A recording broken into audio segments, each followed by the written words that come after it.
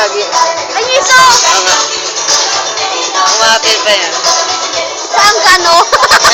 Gagi. Ayun yung sineho ni Buena, diba? Tumalala lang sa gano.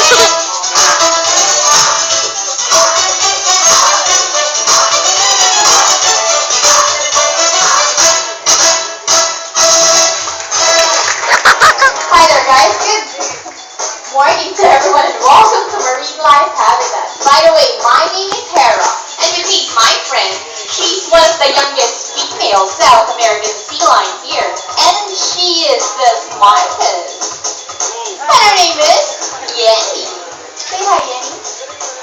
While on the other side is the youngest and the cutest among our sea lion friends. And her name is Isabel. Together with Trainer Mark. Now guys, what do you think is the reason why sea lions are called fin or feather-footed marine mammals? Do they have feathers? Web. Hey ladies, do you have feathers? No, well it's definitely because of their front flippers, which are shaped like a bird's wing. See those?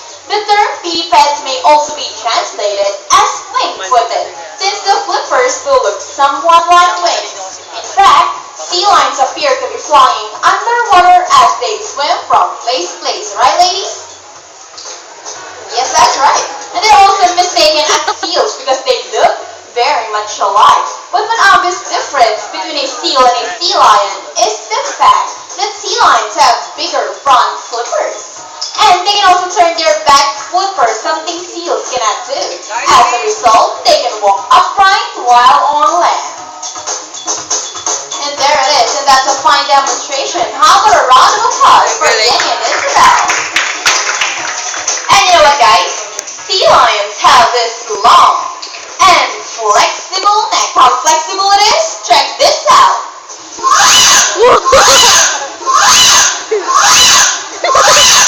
That's not easy, and because of that, they deserve another round of applause. As you can see, their body is covered with a thin coat of short, coarse hair. Their whiskers help the sea lion's sense of touch. It contains nerve fibers which make them smile. I mean sensitive. Okay, nag-smile. They may also use their whiskers to aid in navigation or to detect vibration from prey in the water. And their small external ears give them a good sense of hearing both above and below the surface of the water. Sea lions, like Robot many yata marine yan eh. mammals, can see well both above and underwater. They have a keen sight but no color. Robot yata yan eh, gagi. In the wild, they inhabit waters close to shores, flat rocky cliffs with tide pools, and has a preference for rocky beaches. They have an excellent climbing abilities, then they can easily scale rocky cliffs. They have a strong front flippers. Okay, now let's talk about their swimming abilities. Then let's start with Yenny. Sea lions generally cruise at about 11 miles per hour using the rowing movement of the front flippers, while their back flippers are stretched out behind their body, functioning like rudders for steering. That's their normal swim. But when chasing their prey or escaping predators, they can achieve a burst speed of up to 25 miles per hour. And there it is, and that is surely the fast swim. How about a round of applause for Isabel? Good job, girl. Yes, you deserve a round of applause. Ano, parang mag-isa. An interesting story about sea lions is that the U.S. Navy has trained a few of them to take part in their special operations. They're able to breath hold for up to 20 minutes and they can dive hundreds of feet. Abilities that even the best Navy diver would be envious of. And since they cannot be detected by radar underwater, they are taught to recognize and avoid underwater mines. Alright ladies, are you ready? Attention! Let's march! Hop, 2, 3, 4, hop, 2, ready, sit! Isa lang ang ganon, isa lang. Okay now guys, let's join our sea lions in a salute. Let's count from 1 to 3, then everybody please salute. and count with us, okay? Now let's start counting. Kabasahin tayo yan. 3. Seven, everybody. Ayun na. Thank you very much. Ayun na lang ang gano'n. Ayun na lang ang gano'n. Okay. Ano mas magaling yun yung nandito? Sea lions are also used to search and recover equipment from the water. Labot. Baril. Hanapin na. Ayun, sino to? Good job, Yanni and Isabel. You got the ring. Sinuot yung ring. Ang galing. Sino to? What's next, guys? Ball. There Sige, goes no, yung baril. ball.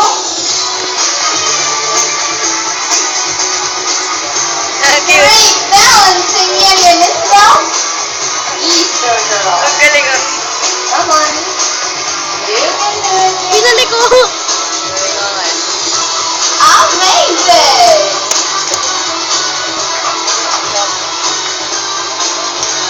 Good. Okay, now it's Isabel's turn.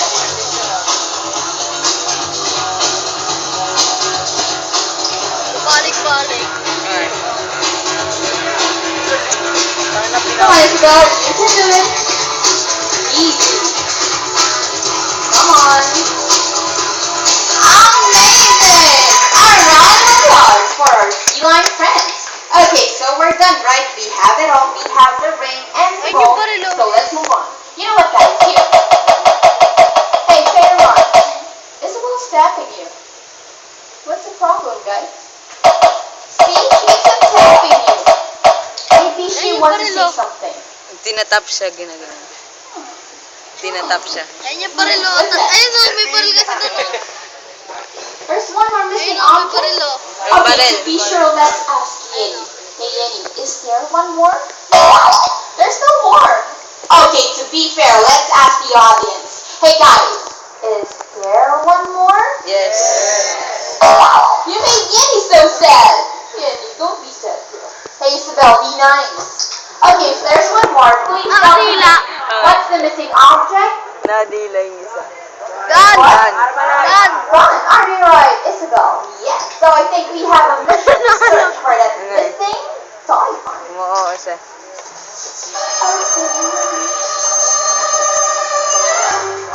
Hanapin lang. Paano yung James Bond?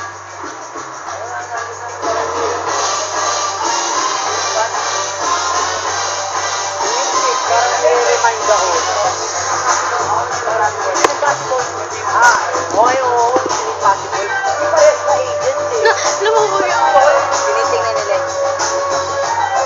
Dami pa din sila yung kumakawat doon. Kumakawat doon. Parang yun yung nare-remind sa atin.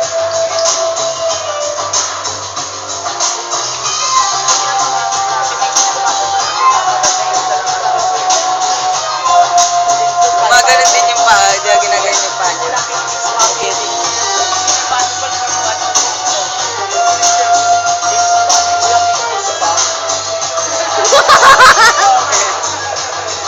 Hey, Easter, Isabel, be careful. Nangamoy na Okay, ba so yun? any sign of the gun? No sign. Oh, she's tapping you again. Huh? What's that? She found it? Oh, come on, Isabel, go get it. Prove it, girl. Well, what do you think, Yenny? Can Isabel find the gun? Not, huh? Where are you? Hinahanap niya yung baril. Ah, kita niya na kanina pa eh. Come out, wherever you are. There she is! A round of applause for Isabel! Good job, girl.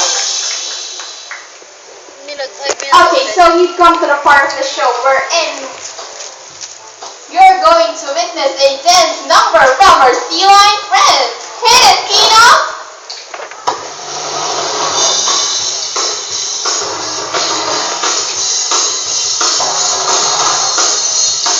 Gusto ko mag-alaga na scene.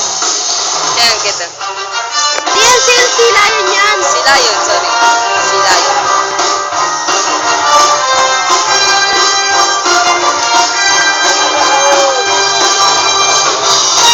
Magaling yun.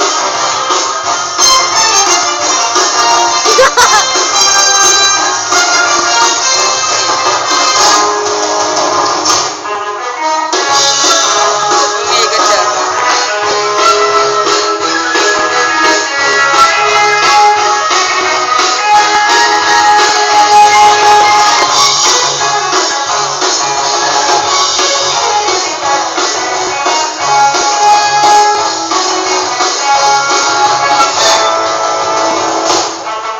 Binabalik.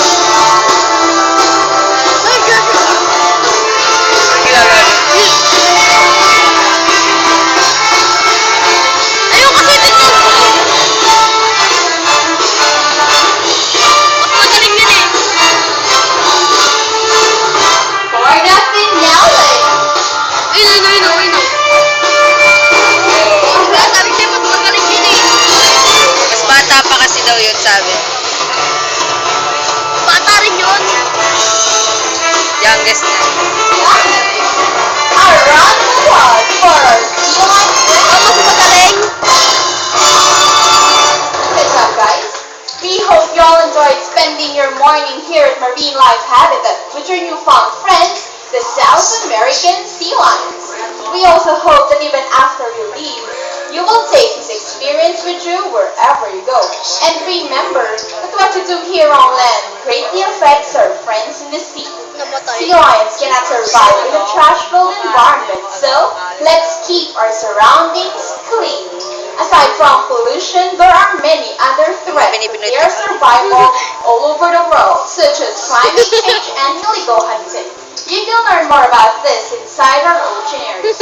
Always keep in mind that we are the stewards of our planet, and thus, we must do what we can to protect and conserve all the inhabitants of our Mother Earth, including ourselves. Salangiago Bieni, Isabel, and all of us here at Marine Life Habitat and Manila Ocean Park, we would like to thank everyone for visiting us today. Hope you will come again and visit us soon. Take care and have a nice day. Bye, guys!